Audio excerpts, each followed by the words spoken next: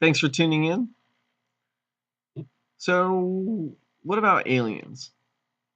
Aliens, aliens, aliens. Angels, demons, interdimensional beings. There's no way to know really what's going on because there seems to be a big cover up, and then the speculation is full of weirdos as well as legitimate people. But if you think about space travel, on one hand, you could have some band of mafia like cutthroats who have developed or somehow acquired technology to travel space great distances, uh, some sort of interdimensionally somehow. And on the other hand, you have yogis, uh, spiritually advanced people who are able to materialize bodies at great distances. It's been well documented in the 20th century. And so, if you had a race of people who were all spiritually enlightened to the point that they could travel space and time, that would be a completely different sort of space traveler than one who was using some sort of ion drive or something like that, or some sort of interdimensional shifting technology even. So the spiritual people would be different. They come from a place of non-interference, and the let's say the pirates with interdimensional technology, they would have a much different presence than the spirit beings. Spiritually, people who were traveling because they were able to interdimensionally materialize themselves in other places versus the beings who traveled or somehow cosmically reflected into a new location. Well, that's kind of weird, isn't it? So, being is that there's at least two sort of ways to divide the types of beings that would show up. I have to imagine it's a big spectrum, a big spectrum.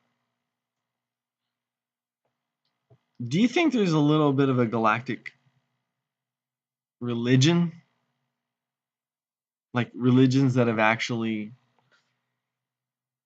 So if a person is able through their spiritual advancement to bilocate or materialize a body at a different place, or possibly even just move the physical body from one place to another by folding space and time somehow through their spiritual awareness. If that's the case, if that's possible, then in a galactic sense,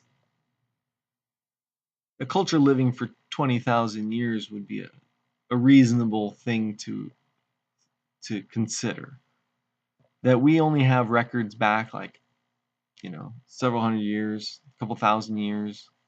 We don't know really anything about 10,000 years ago.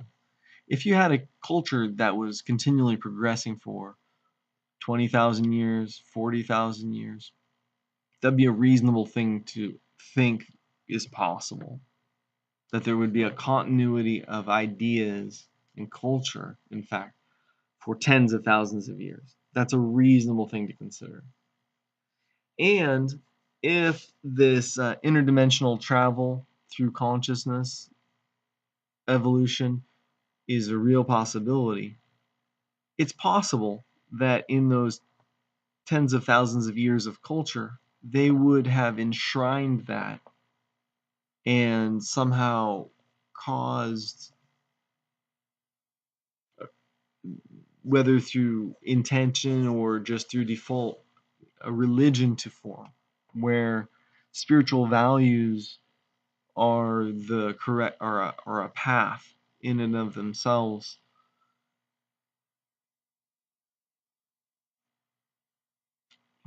So there might be a galactic religion, but it's probably not one that would be somehow selling itself. It wouldn't be, what do you call that? Ministering. It wouldn't be ministering. Well, it might minister, but it wouldn't be selling the religion. It wouldn't be trying to promote the religion. However, if you have true religion and someone's genuinely interested, as long as it's not a bloodline thing, of course you facilitate their understanding. And if a race like that was available to the human race, who was willing to share deep wisdom, but had not was not going to ever force it upon Earth, of course, those are the people we'd like most to learn from. I mean, God knows I love toys. Humanity loves toys. We love our technological toys. We love the idea of being able to fly and things like this. It's our monkey mind that just it's delightful to think about this stuff. Toys, travel. So if another culture is offering toys, it'd be pretty easy to see why we would want to pursue the toys. So, given game theory, we all need nukes, we all need guns. But then, through radical peace, we're able to back off of all that stuff. Through radical peace, we can come to deep understandings as a whole. It's no doubt that war in the modern days has helped fuel technology. But would we have technology without war? It's hard to really know. But now that we have a level of technology, do we need war to progress technology? I mean, is that so vitally important that we would risk annihilation? It's no secret. You know, think of a regular manufacturing plant in China. Let's say they can produce what, 1,000 little robots a day, 10,000 robots a day.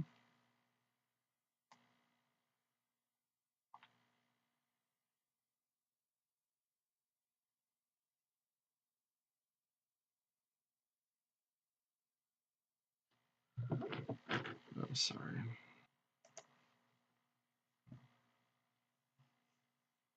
So we have space traveling thugs on one hand, and we have wholly evolved beings on the other hand. And are they going to mishmash? It's hard to really know.